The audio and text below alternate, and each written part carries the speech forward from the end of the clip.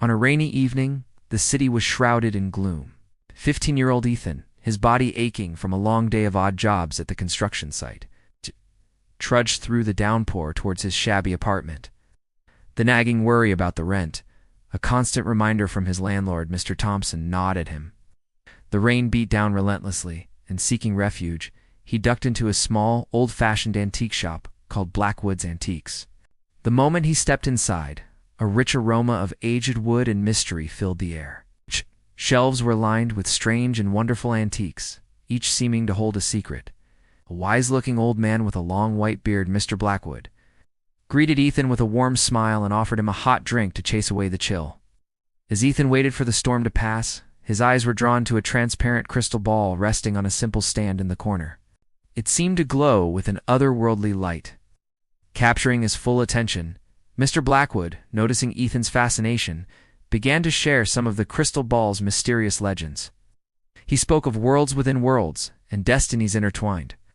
After a thoughtful pause, he made a surprising decision. He gifted the crystal ball to Ethan, sensing a special connection between the boy and the artifact. When the rain finally stopped, Ethan, a mix of surprise and excitement bubbling within him, carefully carried the crystal ball back to his small, run-down apartment. He placed it on his rickety table, and as he looked at it, a flicker of hope ignited in his heart. Staring intently at the crystal ball, something incredible happened. Ethan discovered a vivid, detailed miniature ancient world nestled within its crystalline depths. From that moment on, every day after his exhausting work, he would rush home, eager to peer into the crystal ball and observe the lives of the people in this mysterious realm. He watched the villagers go about their daily routines, farming, trading, and living their simple lives. A harmony of their world fascinated him, and his curiosity grew deeper with each passing day. His gaze often fell upon Ava, a young girl about his age who lived in a cottage on the edge of the village. He watched her tirelessly care for her sick mother. One day, Ethan saw the mother's condition take a turn for the worse. Ava was by her bedside, her small shoulders shaking with sobs as she looked desperately for a way to help. Ethan's heart ached for them. A powerful urge to do something, anything, to save Ava's mother washed over him. He decided to test his newfound ability to influence the inner world. Focusing all his mental energy, he tried to channel a healing force towards Ava's mother. The effort was immense, a crushing weight on his mind, but he managed to make her condition slightly better. The strain left him completely exhausted, but seeing the small improvement, he felt a wave of relief. He knew his power was limited, and he needed a more effective way to help. But for now, this small victory was enough. Just as Ethan was contemplating his next move, a new crisis erupted. A fire broke out in the village. A careless cooking fire had spread with terrifying speed, the dry thatched roofs of the houses igniting like tinder. Panic swept through the village. In the heart of the chaos was Ava, struggling to get her weakened mother to safety. Reacting instinctively, Ethan tried to use the power of the crystal ball to create a strong wind to extinguish the flames. But his inexperience betrayed him. The wind he summoned only fanned the fire, making it rage even more fiercely, spreading rapidly from house to house. A pang of guilt and frustration hit him as he watched the situation spiral out of his control. He had made things worse. Determined to fix his mistake, Ethan, despite his profound fatigue, gathered every last bit of his strength.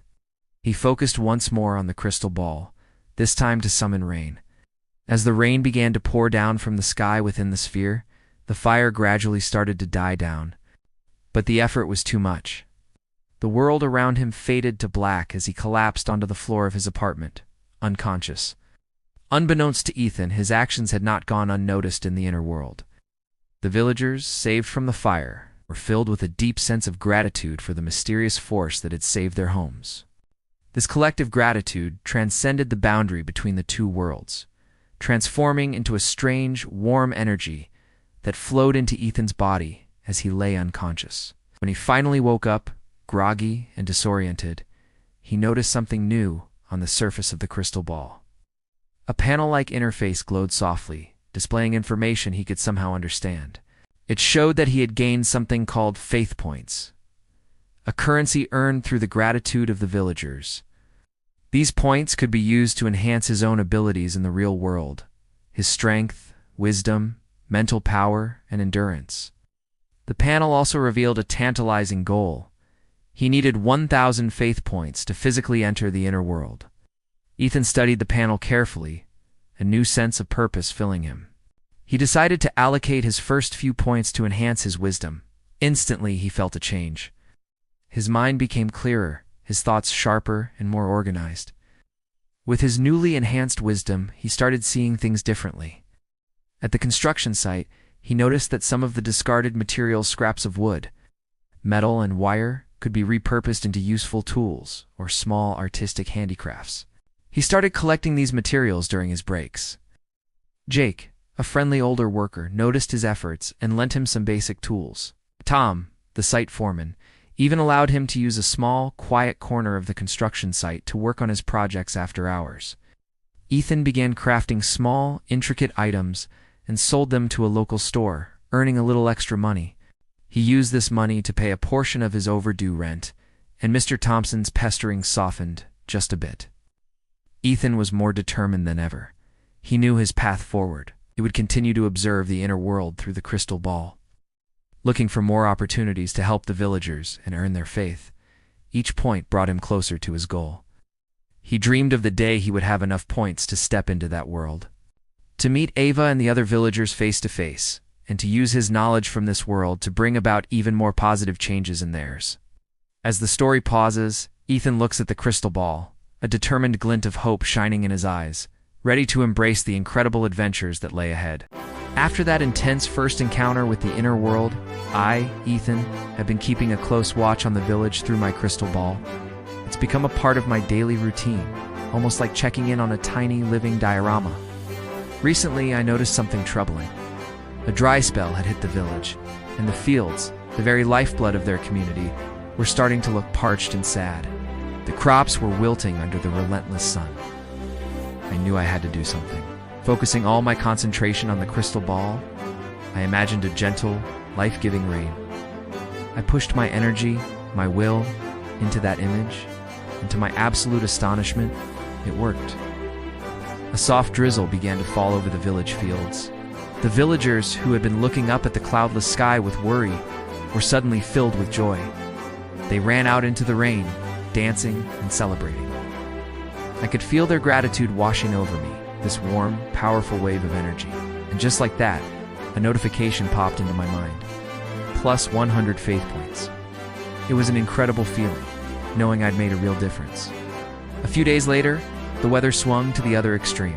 It became brutally hot, and I could see the villagers struggling, fanning themselves and moving sluggishly in the oppressive heat. I decided to try another little miracle. This time I pictured a cool, refreshing breeze sweeping through the streets and homes. Again, I channeled my energy, and soon, a gentle wind rustled the leaves on the trees and brought instant relief to the people. They sighed in comfort, their steps becoming lighter. Their collective appreciation flowed back to me, and boom, another 50 faith points were added to my total. This was getting addictive. I felt like a benevolent god, and my power was growing with every act of kindness. But my godlike complex was about to get a serious reality check. I overheard the villagers planning a hunt. They were going after a specific type of demon beast, believing its meat would make them stronger. I felt a knot of anxiety tighten in my stomach. I had seen these beasts before, and they were no joke. I wanted to scream a warning, to tell them to be careful, but my connection was one way. I was a silent observer, a powerless deity in the face of their free will. All I could do was watch as the hunting party, armed with simple spears and a lot of courage, ventured into the dangerous wilderness. My worst fears came true. The hunt started well enough, but then they stumbled upon a creature far more powerful than they had anticipated. It was a monstrous thing, all muscle and fury. The fight was brutal and chaotic. One of the villagers, a young man I'd seen laughing with his family just that morning, was gored by the beast. He went down, screaming in agony. Desperately, I poured all my power, every single faith point I had, into the crystal ball, trying to heal him. I focused on his wound, willing it to close, but it was like trying to put out a forest fire with a water pistol. My power flickered and died, completely insufficient. I could only watch, helpless and horrified, as his friends fought off the beast and struggled to carry his limp body back towards the village. Even though I failed to save him, the other hunters somehow sensed my effort. As they grieved, a sliver of their gratitude, mixed with sorrow, reached me. I gained a mere 10 faith points, but those 10 points felt heavier than all the others combined. They were a stark, painful reminder of my limitations. I wasn't a god. I was just a guy with a crystal ball, and my power was nowhere near enough to protect them from the real dangers of their world. The incident lit a fire in me. I had to get stronger, needed more faith points, more power, not for my own ego, but for them. Back in the village, the mood was somber, but life as it does had to go on. As I listened to their conversations, a new threat emerged.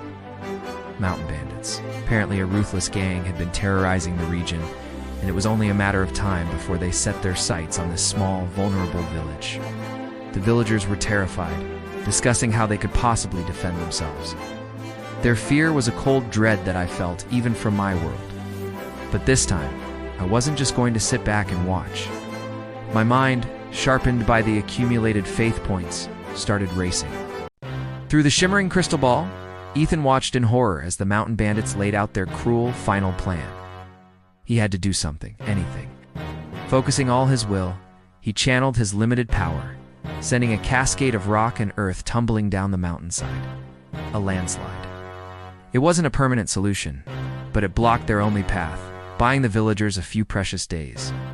Days turned to agonizing hours as Ethan watched, his stomach in knots. The bandits, enraged by the delay, worked relentlessly to clear the rubble. Meanwhile, the village below remained blissfully unaware of the impending doom, their peaceful lives a ticking clock. Ethan's anxiety soared with every stone the bandits tossed aside. The path was nearly clear. His dread became a physical weight, pressing down on him. Then it happened. The last boulder was moved. A guttural cheer erupted from the bandits as they surged forward, their pent-up fury now a flood of violence directed at the unsuspecting village. Ethan desperately tried to intervene to create another obstacle, but his power was spent. He was helpless. The bandits stormed the village gates like a plague, their savage cries echoing through the once peaceful streets. Homes were set ablaze, screams tore through the air, and chaos reigned. Consumed by a black, helpless rage, Ethan roared in frustration and hurled the crystal ball against the wall of his apartment. The impact sent a violent tremor through the inner world, a ripple of his fury. The ground shook, but the bandits caught in their bloodlust barely noticed. Amid the inferno and screams, Ethan's eyes frantically searched the chaotic scene in the crystal's shattered image. Finally locking onto Ava, a leering, monstrous bandit had her cornered. She dodged and weaved, her face a mask of terror, until he chased her into a darkened, empty hut. With a cruel grin, the bandit tossed his saber to the side, clearly intending to prolong her suffering. He lunged. Ava's scream was a raw, primal sound of pure terror that cut through the cacophony.